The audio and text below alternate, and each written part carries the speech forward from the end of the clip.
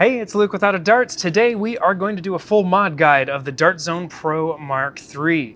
Now, one disclaimer I do want to make is that I have been modding this exact blaster for weeks now, and I've had a lot of parts in and out. The shell's been opened dozens of times, and so some parts might be partially done, and I won't be able to show you how I cut the wiring, but I will describe it in detail. We're going to keep this as concise as possible, though at the end of the video I'm going to run you through all of the new mod parts, sort of rapid fire, that we've got available for the blaster. This mod can be done pretty much with any cage and wheels, but we are going to use this mod kit that comes pre-bagged and ready to go, so you get all the parts you need to mod this blaster. This mod kit includes our OOD Pro Cage, which is a cage that I designed very similar to Daybreak. I started from scratch and wanted to do a couple custom things. First of all, it's got custom supports that break off. It's got a custom brim inside here that we carve out, so it's much, much better for production, and we get a cleaner, nicer cage because of it.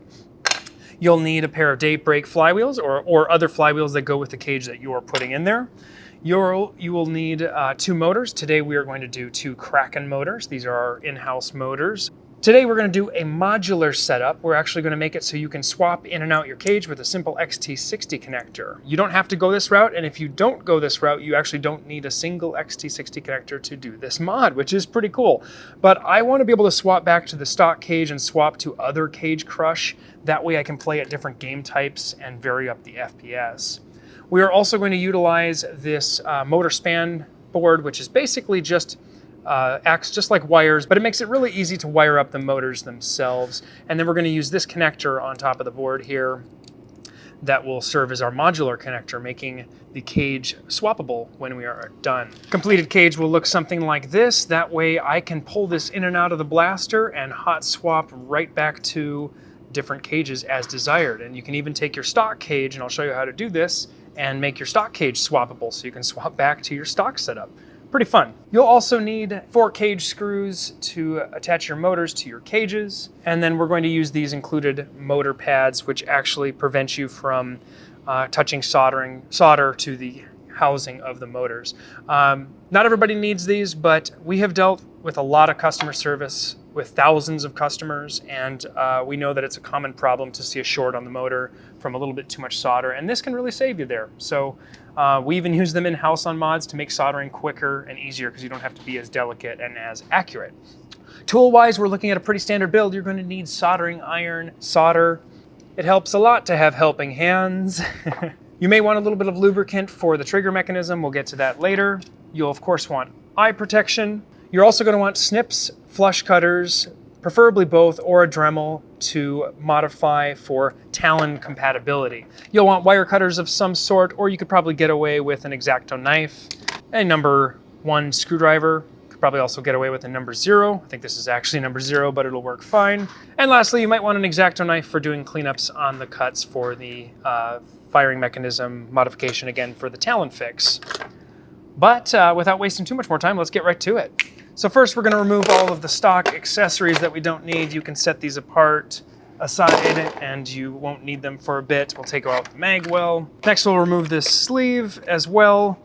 You don't have to be as ginger with it as you'd think, but you can see that mine has been on and off over and over. You can hit this with a heat gun gently outside of the blaster to reform, but I've installed and uninstalled mine about 10, 12 times now, so it's definitely seeing a little more wear, but it is just the first one. I've spent a lot of time on this blaster. Next we can take out our battery door. And underneath the battery door tray, you'll find a single screw right here. That's all you need to do to remove your battery and start LiPoing, which is pretty cool. There we've got our XT60 connector, which we will take, and we'll set this aside. Next, we're going to take out all of our screws. They are all the same size, and you do not need to remove the ones from the front muzzle. Then you'll pull the shell up, and you'll let this little XT60 connector go through its little hole there. You can set this shell aside for now. Then you can pull the muzzle right out, and you can set this aside as well. This is striking me as very, very funny. Normally, I would gut everything, and my mod guide would show about this framing that you're seeing right now for a lot of the video. But it's gonna look like this. This is the rest of the video. Next, you're gonna take out the 4 cage screws from your flywheel cage. You're going to grab your snips and you're actually going to come in here and clip as close as possible to the wire. Now I'm sort of pantomiming this because in reality I've already done it, but the two wires you're going to cut as close to the board as possible are right here and right here. You don't need to be that careful. You can remove these and resolder to this if you want to reuse your cage for something later. You will want to set the 4 screws that are inside the cage aside somewhere safe because they are a different size than the rest of the blaster and you will want to save them. For now, we're going to set this aside because first I'm going to show you how to modify the pusher housing for Talon mags and how to upgrade your pusher motor to a 3S motor to get a higher rate of fire. First, I wanted to explain what's actually happening here. There are 2 separate issues that happen with this blaster. The first is that darts get pulled back through the stock adapter by this slanted pusher arm and they get stuck here. We do have a 3D fix for that I'll show at the end. The second is that the Talon lips here are too narrow, and so when they go up here, they're actually getting stuck on, you can see it happen here. That pusher is completely free right now, but because of the Talon mag, it's literally pinching these 2 feed lips here, this channel that the pusher goes through. It seems like Dart Zone just didn't do enough testing. I want a huge shout out to the ladies over at Foam Blast who actually shared this and showed this in a video as well. So if you haven't been over to their channel, I'm sure you have, but go show them some love. Alternatively, however, there is another option here. You can choose to take your magazine and fix the problem at the source of the magazine. You can simply file these back until you no longer have catching issues. I did this on a bench grinder, which is probably a little bit of an ugly way to do it, as you can see. I would recommend a file and some fine sandpaper. You'll want to make this nice and smooth in there so that the darts don't get lodged as well. It's worth mentioning that our Tachi mags are a wider feed lip to begin with, so they do not have this problem. You can see they're about 2 millimeters wider, and that's the root cause of the problem. Start by taking a Talon mag and inserting it into the magazine adapter, and then put the magazine all the way in place. Next, you'll want to take a Sharpie and actually mark both sides on where you need to actually cut. Pull the adapter out, and then we're going to get in there with our snips. Now I know I marked a little far on the left, but it's honestly pretty forgiving. So we're going to snip carefully.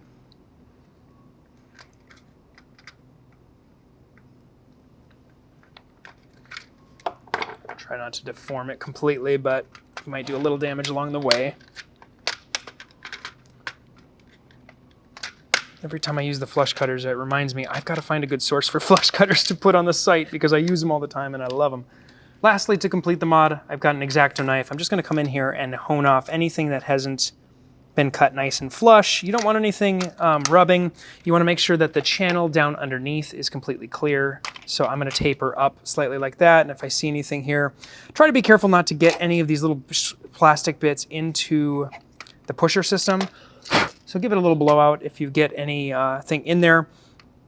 And you're going to want to make sure that this kind of is nice and smooth on the edges. Probably won't spend too much time cleaning it up because it does not need to be perfect. It just needs to make sure that it is not impeding this.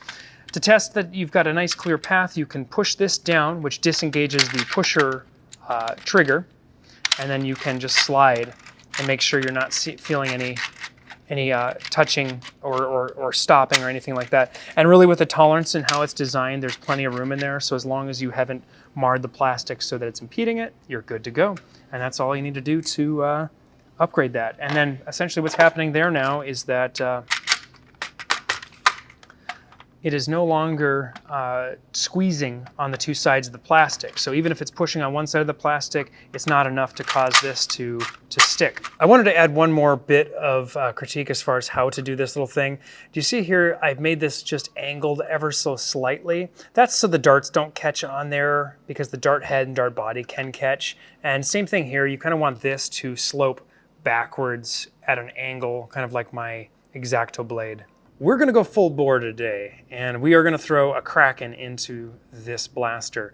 Now, the pusher arm has proven to be a weak point here, so I am going to mention a 3D mod here because it may be a requirement. We'll have updates in the description and possibly a title, but we're probably going to break this one on camera and then show you the upgrade. I'm trying not to make this whole video just a shill for all of the different parts, so those are all at the end, but this is one I kind of have to mention because if you are going to do this, do it at your own risk and know that you are putting more stress on this system.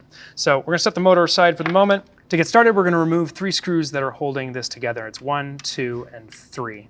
You don't need to remove any of the other screws. Next, you'll need to remove the pusher screw to disengage the pusher from the actual blaster. And you can set that aside, that flange screw. After you remove that flange screw, you can actually pull your pusher out completely. And then we're going to pull up the pusher assembly. So first we're going to want to get the stock motor out. You're going to want to turn on your soldering iron at this point because we are going to desolder these two leads here. But before we do that, we can remove this little cover and carefully set that aside because we are going to reuse that. We did some testing here, and we are going to use a Kraken today to maximize our rate of fire and maximize the stress on this system to really put it through its paces. We wanted to first confirm the orientation that this motor needed to sit in and positive and negative. So the red dot is going to go down, and you're going to run these two black wires, which are currently crisscrossed. You're going to run them straight across. So the negative will go to the red dot, and the positive will go to the black dot or the unmarked side up top. Our soldering iron is hot, and now it's time to put on some eye protection. You're going to take your soldering iron, you're going to want to tin your tip a little bit, and then we're going to remove these two existing contacts here. And they should come right off, but let's see how... Yeah, if you just kind of brush right up by them, they're going to pop right off. They're real small wires, so... And then you're going to pull out your motor. It's just sitting in there loose, and we're going to remove this pinion gear. If you have a pinion puller, that would obviously be a very easy one. You could carefully use, these are flush cutters. You actually could grab this carefully and pull that way. You also can take standard needle nose pliers, and I'd recommend a little bit of cloth in between. And you can either pinch kind of down below and pull out. That's what I'm gonna do, so I'll recreate that. So that came out very, very easily. What I did is with underneath the cloth, I was holding it right here and then just hold and push, and that shouldn't cause any stress on there whatsoever. Next, we're gonna take that little pinion and we're gonna press it onto here. You should be able to get this on. If you're really hard, you can push down on a table if you need to actually push a little harder. And I'm gonna check the alignment on that now because these motors do have a little bit different depth as far as the shaft length. I think we've got plenty of room in the bottom of there, so we're gonna double check.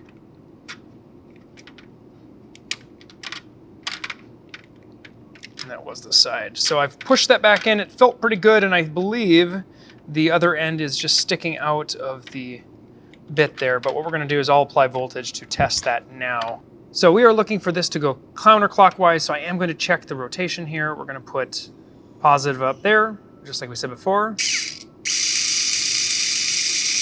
And that's looking pretty good. I'd say that's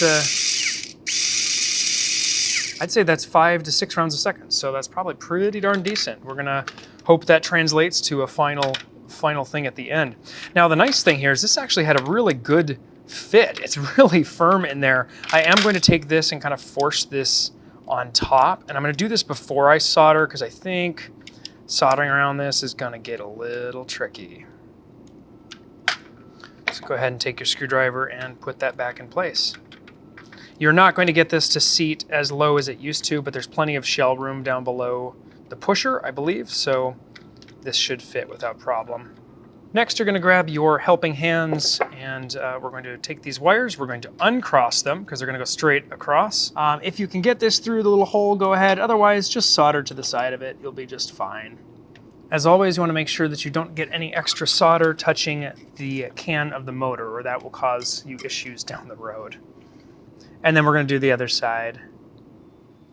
So one of the great things that Dart Zone did here, and I'm starting to really like these, are the inclusion of PTCs. PTC is a temperature-based fuse that resets itself, so if this receives too much current going through it, it will actually clamp down on the current, and it won't let you burn out the motors. However, because we have upgraded the pusher motor, there's no way getting around it. We have to I either have to source the correct PTC that's balanced for our pusher, coming soon and will be added to our kits when we can. But for now, because of this, we are essentially going to want to bypass this PTC. So we're going to give it a little twist, and we're going to give it just a tiny dab of solder.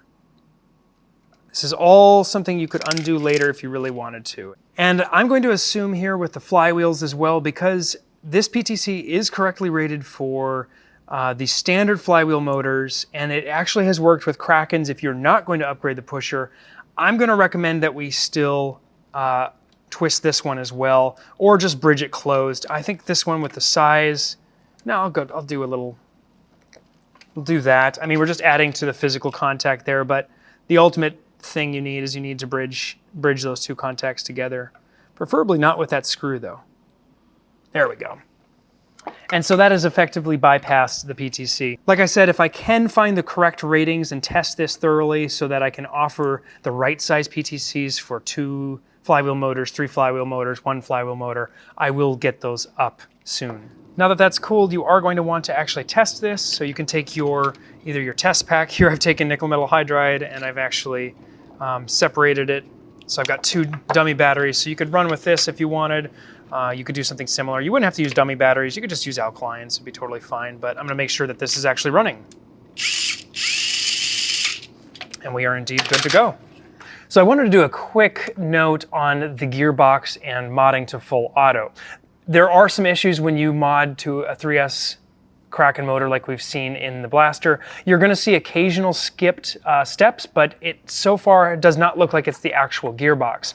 This is a sector gear, so at the bottom of this gear is all smooth. 1/3 of it approximately has the gears that line up to return the pusher. What happens occasionally is the pusher will get stuck in the forward position, generally due to the next dart pushing up or perhaps magazine tolerance or anything similar. But the next dart pushes up and holds it just enough so it doesn't make it back in time before this gear has swooped all the way around and finished its rotation. When this happens, the pusher itself actually gets stuck in the forward position and you're going to hear a sound that sounds a bit like grinding. It's really not all that bad because what it is it's just catching part of this and keeping this forward. I'll show you this really briefly, but I'm going to run the rev and fire trigger with the standard mechanical trigger removed so it won't interfere. And then I'm going to manually just give a little bit of interference with my finger here to stick that in the front position. And that will sort of simulate a dart jamming up without having to fire darts across the room here. Let's give it a shot.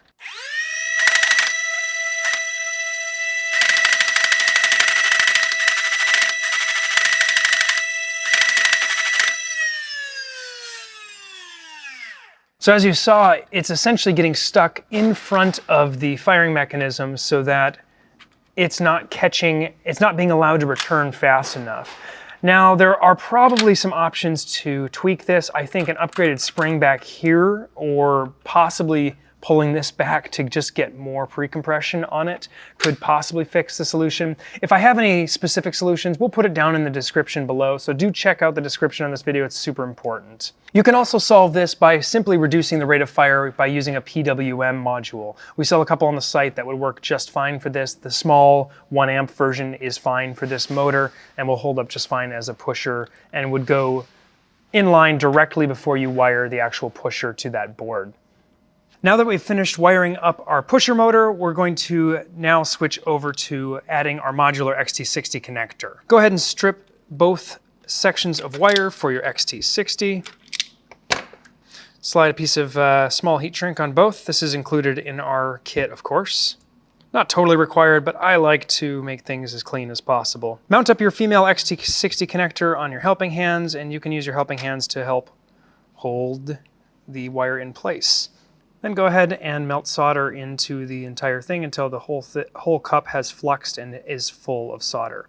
This can take you a minute, but you definitely need to have the iron hot enough, but don't hold it on here so long that you melt the connector. Then you can repeat for the other side. If you are struggling with this part at all, I have a separate video on just how to wire an XT60 connector. Check that out in the description below. Then you can take it out of the thing here, make sure it's totally cooled. You're going to slide your heat shrink down, and we can hit it with a heat gun. Or you can use the side of your soldering iron or a lighter.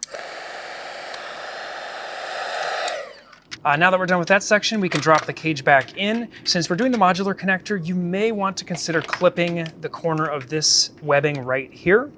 It's not required, but you'll kind of finesse it when you put this in. But I will take a little clip out of this just to show you what you could do. It's not a requirement. You can do it without this, but this makes running that wire over to that connector a little bit easier. So here you can see the corner I've cut off. It's about the size of my index finger, and then we can drop this in. This will just allow that cord to go like this here as needed. Once we've got that in, we can go ahead and reinstall our pusher. Make sure we tuck these wires down where they go. They've got a little channel here. And to get this in, you may need to apply voltage simply because of the strength of the motor. I can't actually move this by hand, and right now the teeth are facing the wrong way. Yeah, we're gonna need to. So in this case, I'm going to pulse this, pulse it to hopefully get it back to its position. We're essentially waiting for a position where this can freely go in. There we go. I'll disconnect my LiPo again. So we can reinstall our pusher. Kind of have to do this simultaneous to setting in the unit itself. Tuck that on there and return our flanged screw to here. If you ever lose any of these flanged screws, we'll have them in stock at Out of Darts. I have lost so many things like that that I finally sourced them for myself. So we'll put that back in place. And it's worth checking that when you push this down, that should still be nice and smooth. Lastly, we'll put these 1, 2, 3 screws back in place. Now that we've got that installed, you do want to make sure that this is perfectly aligned, because this lines up with your cage and it will affect accuracy if you leave this cattywampus, as we like to say in the Midwest. Optionally, you can choose to lubricate parts of the firing system. Now, you do not want to do this everywhere. I'm going to recommend putting a little bit on the gears themselves here and right here around where this slides up and down. But don't put any on this track here, and the reason why is that there's going to be dust and dirt on the darts that touch this track, and you don't really want that accumulating on here. I think back here you're reasonably safe that those parts, giving them a little bit of lubrication is not going to hurt anything. And down here, this is relatively sealed off in the blaster, but right here you're going to catch all the dirt and grime that's on the darts as those darts press against the top channel. I've taken the trigger out here just to do a quick demo of the rate of fire on 3S so we can see it. That way I don't have to actually physically push this down, but I'm just going to actuate these 2 switches. No cage connected right now, so it's just going to be our firing system. Well, that sounds fun. Now we're going to move on to the cage so we can set this aside for the moment. Next, we're going to do our cage. So you're going to take your cage and we're going to install our motors. Now, the span board itself has a direction showing you toward enemy. That's the direction your blaster is firing. You can always tell on a cage the sloped area where the dart inlet is usually more rounded than the outlet. So this is going to sit like that. This will indicate your motor orientation. You're going to match red dot to red dot. And I generally, when I'm pushing these motors in, like to use on the back of the motor can, give it a little push, and you should see them come up just flush like that. Next, we'll install our 4 screws to hold the motors in, giving each one a little dab of the blue thread locker.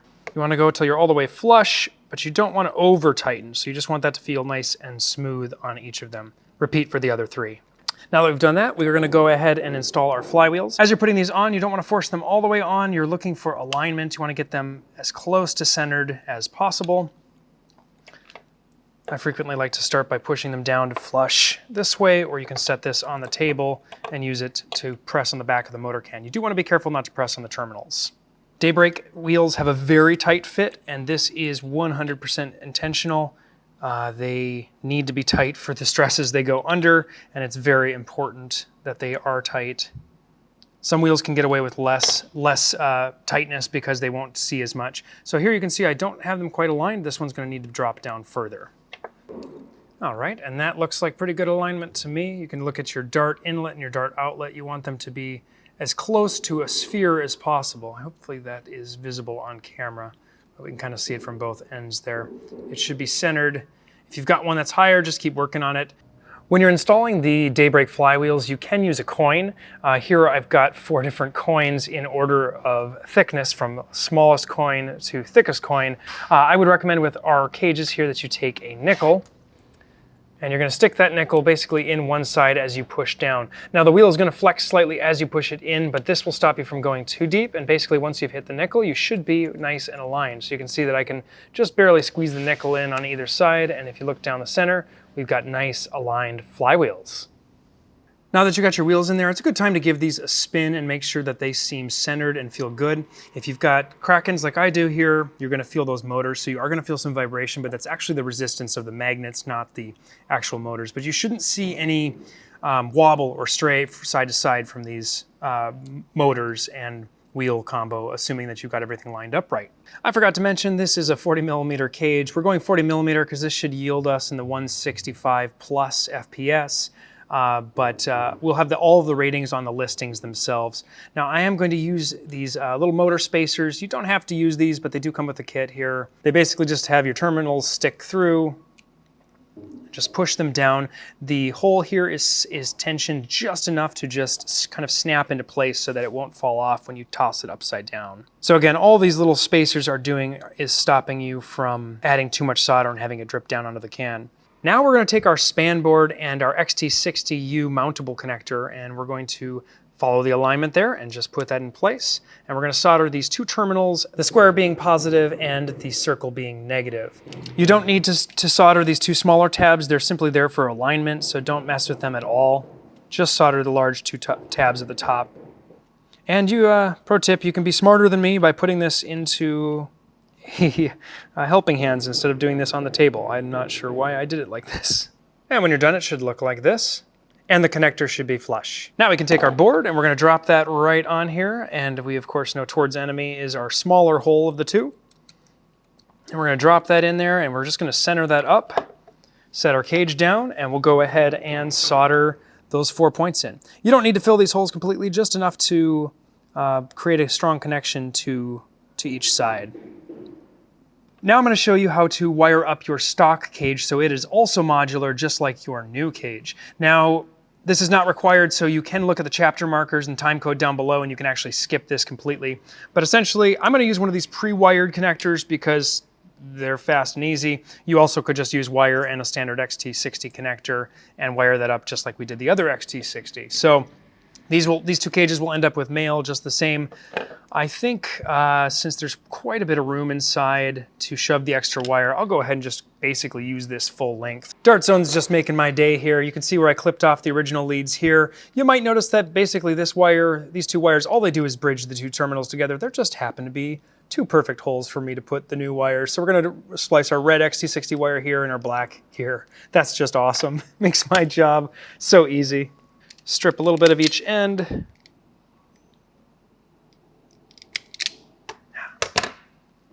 Twist those wires together.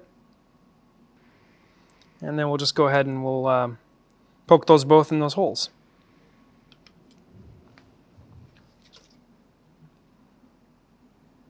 It's worth mentioning you do not have to worry about these two terminals all bridging together because they're all connected together anyway.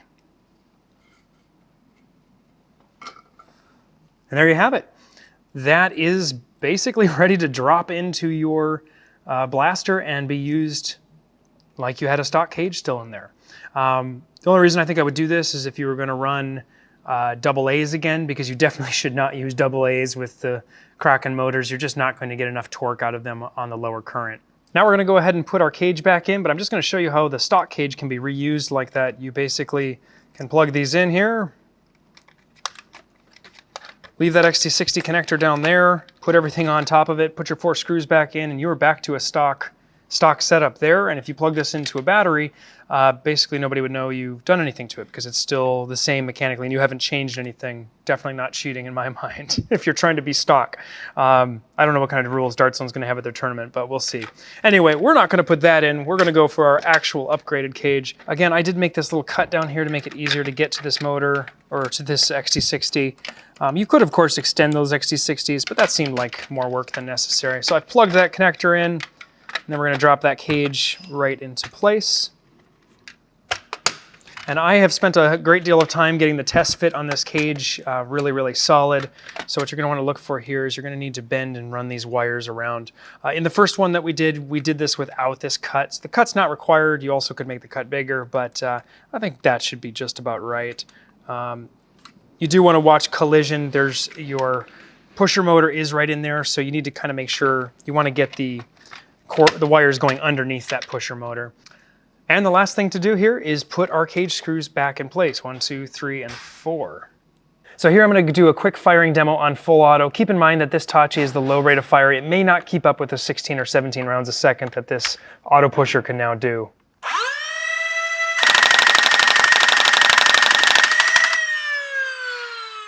Put everything back in reverse order that you did before, starting with putting your muzzle in. Don't forget this part on the back. This is commonly lost or pops out. It goes like that, in case you're curious. We need to make sure we find our rev trigger.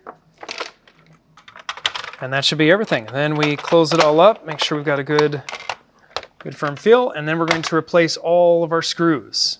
Now that we've got all the screws in, we can go ahead and plug in a LiPo. I'm going to throw in an expanded battery door that we do offer. While we do sell the battery door, if you've got a battery you already like that needs to fit in there, we do also have 3 options of batteries with more on the way that fit perfectly in the stock battery door. This was a really common battery for an FDL, so I know tons of you already have these and they fit perfectly. It's like it was made for the battery door. They don't even need, all 3 of these don't even need any padding to stop from rattling around inside. And now that we're all ready to fire, let's see here. And we are done with the blaster. Now, I'll do a quick fire demo. I've got a 15-round magazine here. You might be a little shocked on the rate of fire with the full auto.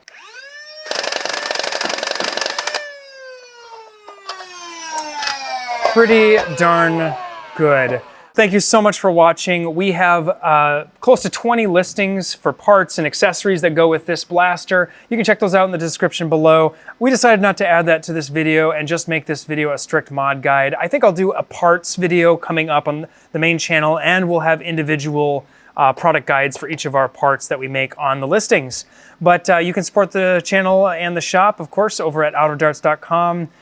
Let me know what you thought of this mod guide. Any questions about the blaster? We are keen to answer your questions. If you have any other mods or ideas you want to see, let us know in the comments. Until next time, I'm out of darts.